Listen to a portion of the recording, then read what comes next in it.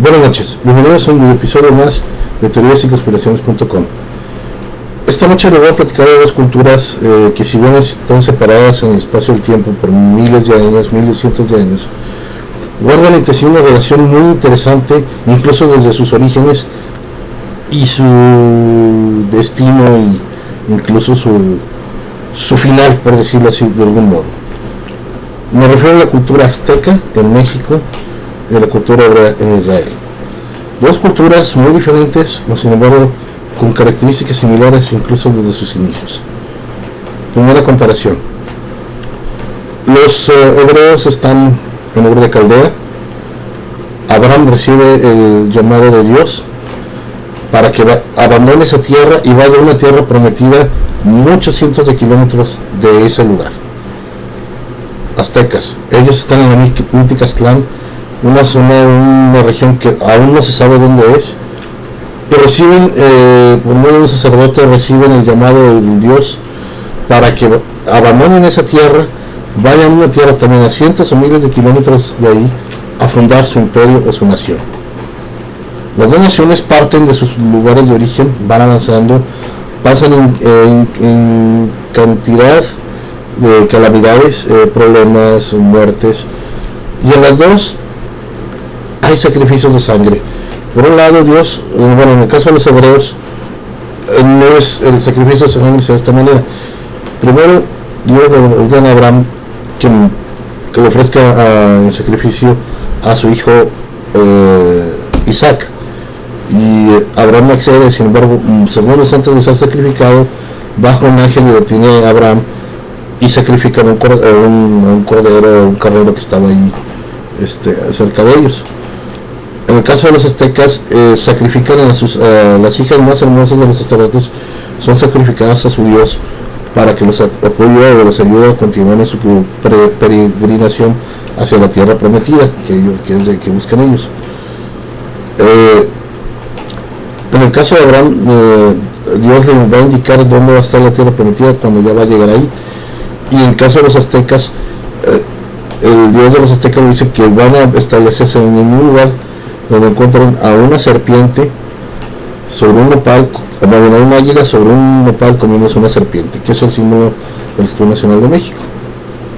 Pasan cientos de años, llegan, incluso los aztecas llegan al Valle de Náhuatl, al Valle de México, empiezan a guerrear con las tribus que están asentadas en el valle. Lo mismo pasa con los israelitas, llegan a la tierra prometida, empiezan a guerrear con los filisteos, los medianitas, la gente de Jericó, y ya para llegar a los israelitas a conquistar la Tierra Santa, Dios les ordena que, con utilizando el arca de la alianza, destruyan a Jericó.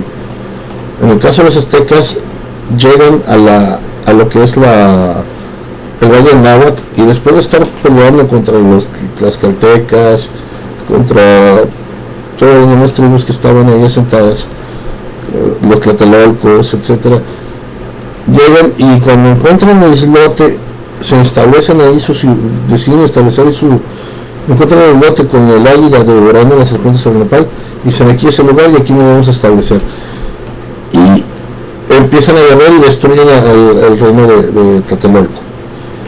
Curiosamente, donde se establecen los aztecas era una tierra, islotes, donde no había ni siquiera tierra para cultivar. Era el lago Texcoco, un lago inmenso, y dentro de un islote que era una pequeña isla en una parte de ese lago, empiezan a establecer su ciudad, que después sería México Tenochtitlan y actualmente la Ciudad de México. En el caso de los hebreos, llegan a Jericó, destruyen la ciudad de Jericó y se establecen en un lugar que es sumamente desértico. Es decir, las dos tribus salen de tierras lejanas, peregrinan cientos de años, pelean con los vecinos que están alrededor de la tierra que va a ser de ellos, y la tierra resulta ser una tierra inhóspita. En base al trabajo y a las guerras, logran establecerse las dos naciones y crear su nación. Otro punto de comparación: los aztecas llevaban cargando a su dios, que era el que les decía donde tenían que llegar donde estaba el símbolo patrio. En el caso de los israelitas llevaban el arca de la alianza. No cualquiera, en ninguno de los casos podía acercarse ni a la efigie de Dios ni al arca de la alianza. Entonces solamente los sacerdotes. Esa es otra comparación. Digamos, esta es una de las partes históricas principales de la parte religiosa. En las dos culturas se rechaza al, digamos, Hijo de Dios o al ser de luz divino. Los aztecas lo hicieron con Quetzalcóatl, o en sus tradiciones, el rechazo que se le hizo a Quetzalcóatl por parte de los demás dioses. En el caso de la religión hebrea, es bien sabido el rechazo que se le hizo a Jesucristo. Los dos fueron muy sanguinarios con los demás pueblos que estaban a su alrededor. Si leemos el Antiguo Testamento, los judíos masacraron prácticamente a la mayoría de los pobladores vecinos de su territorio. Lo mismo hicieron con los aztecas. De hecho, los aztecas se los comían, porque si ha habido una nación sanguinaria y cruel, han sido los aztecas. Eran caníbales, se comían el corazón, realizaron una serie de sacrificios humanos, cosas muy parecidas que pasaban con los judíos.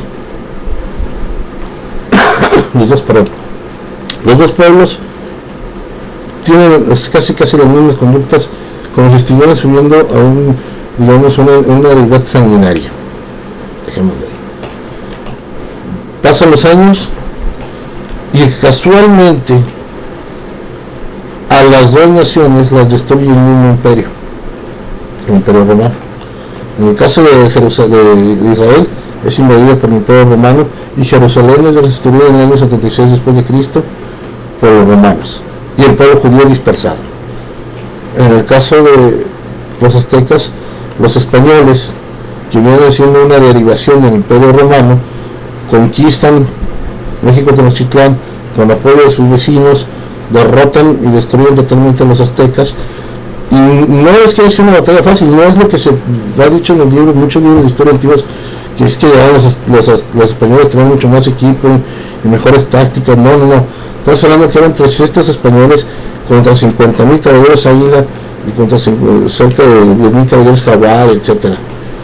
¿Qué pasó? En el caso de la conquista de México, sucede que los españoles traían enfermedades que los aztecas no conocían. Es una especie de guerra bacteriológica, la cual eliminó a la mayoría de los guerreros. Incluso el emperador de Nezahualcóyotl fue víctima de viruela. Los dos imperios, los dos reinos, las dos naciones son destruidas por el mismo imperio, el Imperio Romano, y dispersadas, porque el pueblo azteca se dispersó, se fusionó con las demás culturas y desaparecieron prácticamente, ya que se empezó un nuevo régimen de castas aquí en lo que ya fue la Nueva España. Curiosamente, las dos culturas durante mucho tiempo, como les digo, llevaron toda una serie de guerra, destruyeron a los vecinos, mataron a muchísima gente, rendían cultos con sangre, tenían objetivos muy comunes entre ellos, rechazaron en un momento dado las enseñanzas de luz. Al final el mismo imperio llega a paz, los destruye, con miles de años de diferencia. ¿Qué es la relación entre estas dos culturas? Bueno, en base a los hechos que les he dado, hay quienes aseguran que el mismo Dios que seguía los aztecas era el mismo Dios o la misma entidad que llevaron los hebreos durante un tiempo, sobre todo a su salida de Egipto. Hay un dato muy interesante. En el Éxodo se menciona que ellos eran esclavos en Egipto y reciben un mensaje de Dios para que vayan a hacer un sacrificio al desierto. De acuerdo a la cultura egipcia, el dios del desierto venía siendo un demonio, el dios Set. Y ellos dicen, nuestro Dios que mora en el desierto quiere que vayamos hacia él. En el caso del dios que seguían los aztecas, también es un dios de la muerte, pero también el dios de la guerra, era Huitzilopochtli. Una deidad que era conocida por otras culturas prehispánicas, pero no era venerada. La mayoría de las culturas prehispánicas, salvo los aztecas, veneraban a Quetzalcóatl como el señor de la vida. Y el culto que tenían los aztecas era un culto muy diferente, un culto muy sanguinario, y estaba enfocado totalmente a la guerra de Huitzilopochtli. Lo mismo pasa en algunos pasajes de la Biblia en los cuales se ve una diferencia entre lo que pide un Dios y lo que pide una entidad que les pide sangre y les pide muerte y les pide destrucción. Entonces hay algunos estudiosos que afirman que esta entidad es la misma, por eso los dos pueblos llevan una historia muy similar y un desenlace muy parecido. ¿Cuál es la realidad? Vale la pena estudiarla con detenimiento, y lo estaremos viendo en siguientes videoprogramas. Yo soy Poncho, te agradezco mucho tu atención. Si te gustó el video, dale like. Te invito a que te suscribas y nos sigas en redes sociales, en Twitter, Facebook. Nos visites en nuestro blog teoriosyconspiraciones.com. Si tienes alguna duda, ponlo en la cajita abajo, envíanos un mensaje, o quieres que desarrollemos algún tema, con todo gusto lo estaremos haciendo. Te invito a que abras tu mente y nos vemos en el próximo programa. Muchas gracias.